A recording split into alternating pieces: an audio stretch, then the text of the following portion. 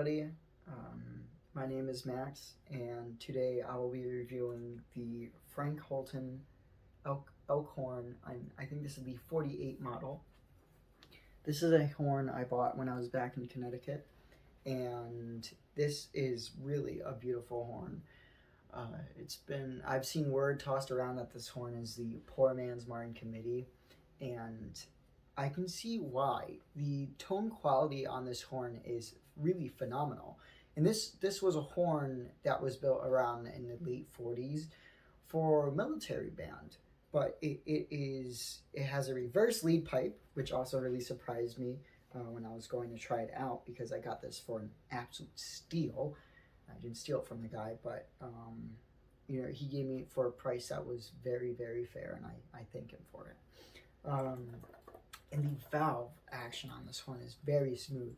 One pet peeve I have with this horn is that it's really easy to half valve, and I tend to use a lot of pressure. So if you see kind of how it is, it just really goes, I'm not putting like any pressure, I'm just resting them on there, and they're already going down, and I'll show you that difference.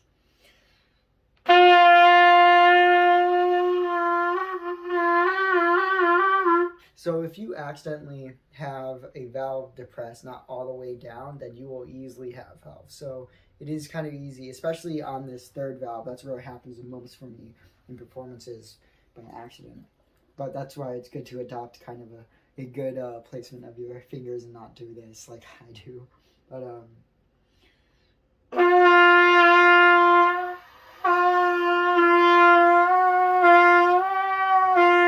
like, it does not take much at all to do that, but that is something to bear in mind if you are looking for this horn.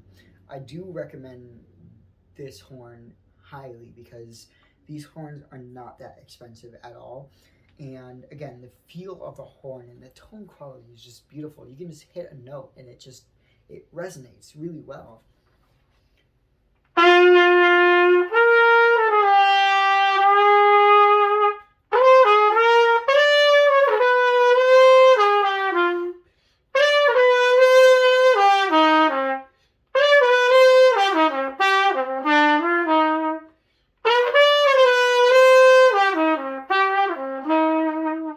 Like, it just feels good. It feels like an appropriate horn, and it is a horn that was produced very in high quantities, at least from my understanding. And it's just, again, it's a great horn, built in Elkhorn, Wisconsin. Kind of don't mix it up with Elkhart, Indiana, even though they sound alike, and they're kind of close in geography in terms of the grand scale of the U.S. and even the grand scale of the world. But it's a lot colder in Wisconsin, I'll say that. But again, it's just like, it looks like a great antique horn, but it's super playable. And here's another thing about these. Again, keep in mind, this horn was built in the 40s. The valves look great. The valves look phenomenal. And it's just, I really do like this horn. And unfortunately, I am looking to downsize. So if somebody's going to buy this horn, I have no choice but to sell it. But I'd like to keep it for as long as possible. If you notice that I have a leer attached to this, another thing that I really enjoy about this horn is that the third valve, or not the third valve, sorry, the third slide ring holder, finger holder, I don't know. This little thing that typically goes on the third slide is very much so just on the actual third slide and not just a replaceable attachment. I tend to lose those, which is kind of frustrating, especially on the horns that I actually bring to like gigs or just performances that require a leer. I do not play in marching band. I should get this clarified. I'm not a fan of marching band, but I can understand why some people are, and that's perfectly reasonable.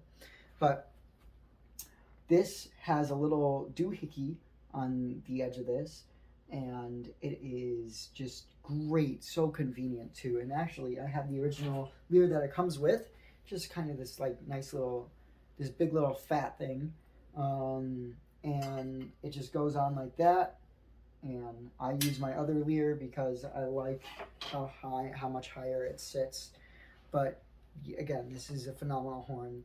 The range is actually very comfortable on it, which is really surprising, because I've seen other people say that it can be a bit fussy with the range, but I don't think it is. I think it speaks really well across all the registers, and we'll see if that is the case during the range test, because the trumpet is a very unpredictable instrument, and enamel plus lip flesh is also a very unpredictable situation, unless you're very, very classically trained and you know all the ins and outs, and you're a good practicer and player.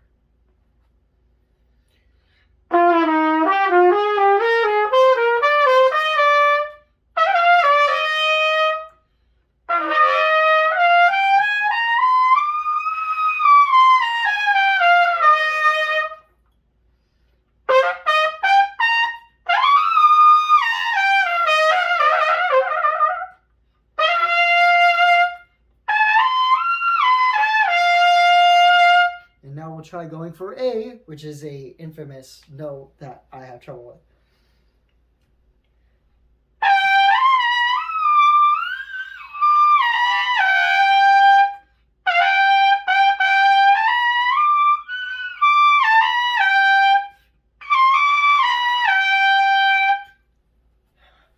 Kind of squeaked it out, but again, it's very comfortable to play this horn, and I cannot recommend this enough. If you're looking for a budget kind of either jazz horn that has a good tone, I wouldn't necessarily go this for a lead horn or a commercial horn, but this horn is just a nice overall around horn, and I'll tell you exactly. I have improvised on this horn.